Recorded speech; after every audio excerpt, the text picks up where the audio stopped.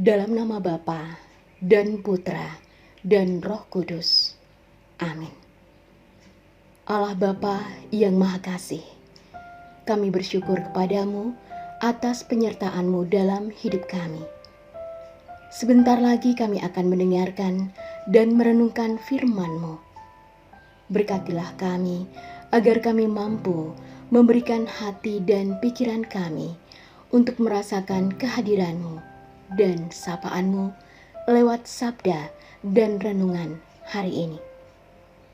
Dan semoga semuanya itu menjadi petunjuk bagi kehidupan kami dan menerangi kegelapan hati kami. Demi Kristus Tuhan kami. Amin.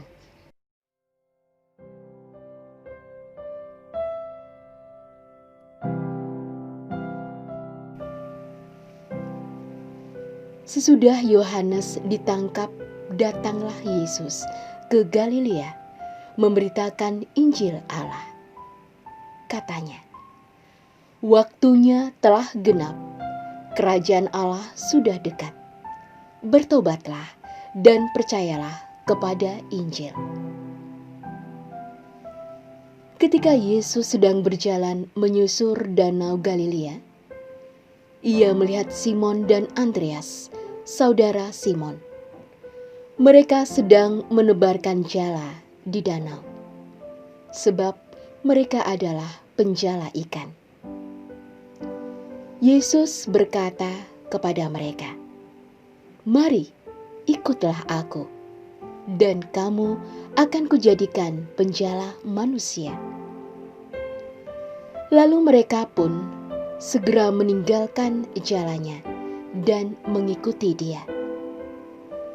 Dan setelah Yesus meneruskan perjalanannya sedikit lagi, dilihatnya Yakobus, anak Zebedius, dan Yohanes saudaranya sedang membereskan jala di dalam perahu. Yesus segera memanggil mereka, dan mereka meninggalkan ayahnya Zebedius di dalam perahu bersama orang-orang upahannya, lalu mengikuti Dia. Demikianlah Injil Tuhan.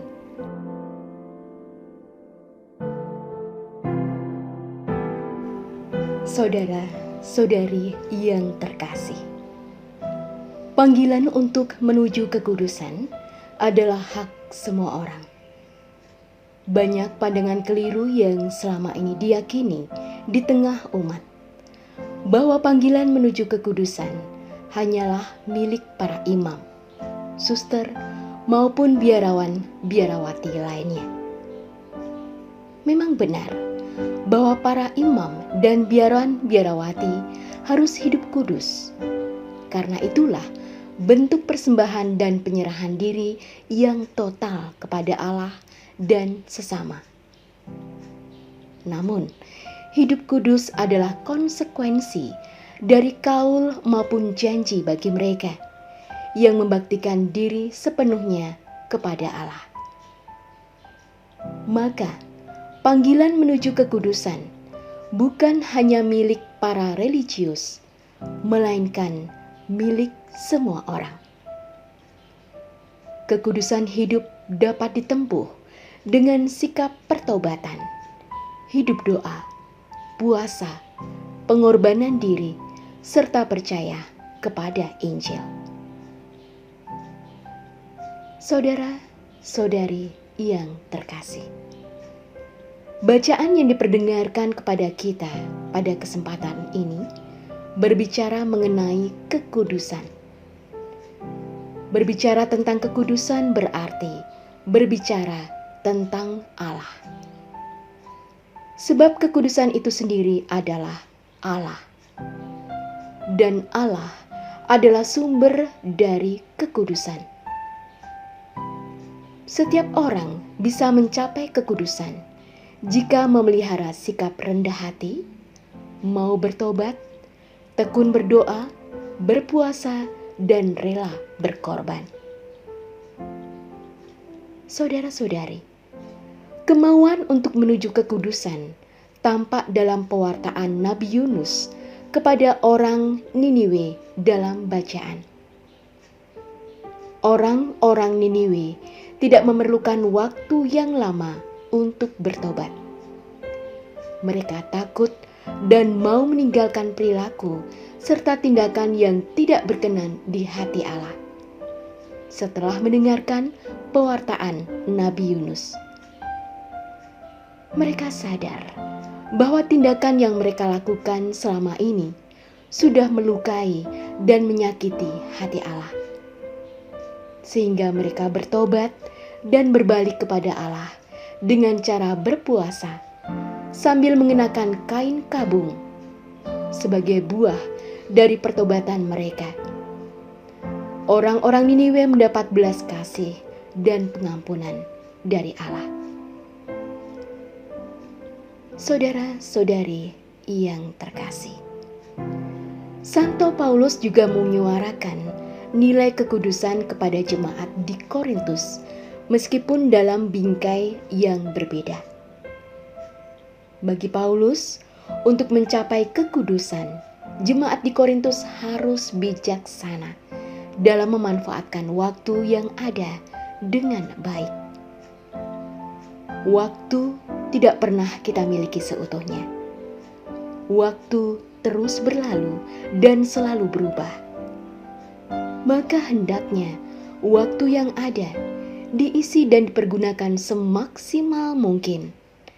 Entah itu menolong sesama yang membutuhkan, sesama yang menderita, maupun dalam pengembangan diri. Saudara-saudari yang seiman, kita hendaknya bersyukur bahwa sampai saat ini kita masih diberi waktu dan kesempatan untuk menikmati segala karunia dan rahmat yang kita terima dari Tuhan.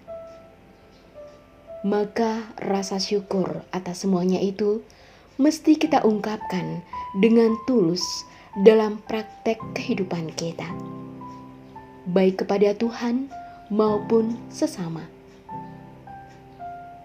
Saudara-saudari, penginjil Markus sangat jelas menguraikan rasa syukur atas waktu dan rahmat dari Allah. Rasa syukur itu mampu menghantar setiap orang kepada kekudusan, seperti yang dialami oleh Rasul Petrus, Andreas serta Yakobus dan Yohanes. Mereka yakin bahwa Yesus itu juru selamat, sehingga tanpa pikir panjang mereka menjawab "ya" atas tawaran dan panggilan untuk mengikutinya. Saudara-saudari yang terkasih, pewartaan Yesus yang dilukiskan dalam bacaan Injil bermuara pada kekudusan hidup. Yesus berharap semua orang yang mengikuti dan mendengar pewartaannya semakin mendekatkan diri kepada Allah.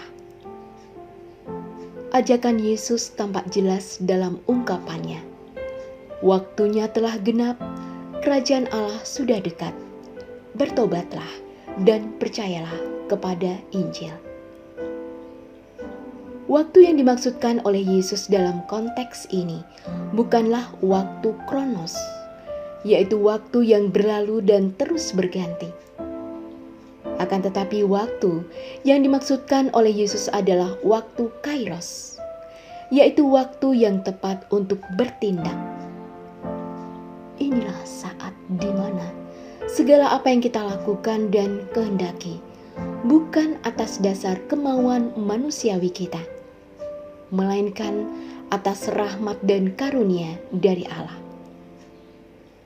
Waktu kairos adalah waktu yang penuh rahmat.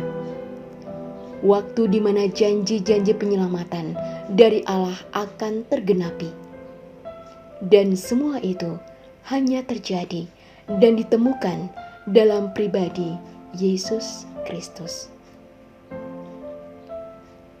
Saudara-saudari yang seiman, kepasrahan Simon Petrus dan murid lainnya terkait panggilan dan ajakan Yesus mau menunjukkan bahwa bersama Yesus ada jaminan keselamatan. Ajakan Yesus untuk mengikutinya bukan hanya sekedar basa-basi, melainkan ajakan yang mendatangkan rahmat. Inilah waktu berahmat yang membawa kita pada hidup, tugas, dan perutusan baru, yaitu menjadi penjala manusia. Dengan kata lain, menjadi pengikut Kristus harus berani meninggalkan segala bentuk keterikatan duniawi yang sifatnya sementara, demi kebahagiaan kekal yang tiada batasnya. Saudara-saudari yang terkasih, panggilan Tuhan dalam kehidupan kita datang secara unik tanpa kita ketahui dan tanpa kita sadari. Kita dipanggil dan diutus dengan segala keterbatasan dan kelebihan kita masing-masing. Allah tidak pernah melihat seberapa hebat, seberapa pintar dan kaya serta terkenalnya kita. Allah pasti menghargai usaha, kemauan bertobat, pengorbanan, sekecil apapun itu. Allah memiliki banyak cara untuk menjadikan kita hidup bahagia, asal kita siap dan mau diselamatkan. Namun yang menjadi persoalannya ialah, apakah kita bersedia untuk dibentuk, dibimbing, serta diutus demi tugas dan perutusan yang baru? Semua itu mampu kita pahami jika setiap kita memiliki kemauan untuk bertobat dan percaya kepada Injil. Tuhan memberkati dan meneguhkan iman kita. Allah yang Maha Kudus, terima kasih kami ucapkan kepadamu atas segala rahmat dan karunia yang boleh kami alami hingga saat ini. Kami mohon berkat dan perlindungan-Mu dalam karya dan hidup kami selanjutnya, sehingga segala kemampuan dan bakat yang kami miliki dapat kami gunakan sebagai sarana pewartaan. Berilah juga kami kekuatan, supaya kami mampu bertahan hidup, sehingga kelak ketika Engkau datang memanggil dan mengutus kami dengan tugas yang baru, kami siap mengikutimu. Namamu kami puji dan muliakan, kini dan sepanjang masa. Amin. Dalam nama Bapa dan Putra dan Roh Kudus. Amin. Terima kasih sudah menyaksikan renungan hari ini. Jangan lupa like, subscribe, dan aktifkan tombol loncengnya agar Anda yang pertama mendapatkan notifikasi updatean renungan harian dari Komsos Keuskupan Padang. Dan bagikan ke sosial media agar saudara-saudara kita dapat mendengarkan dan merenungkan firman Tuhan.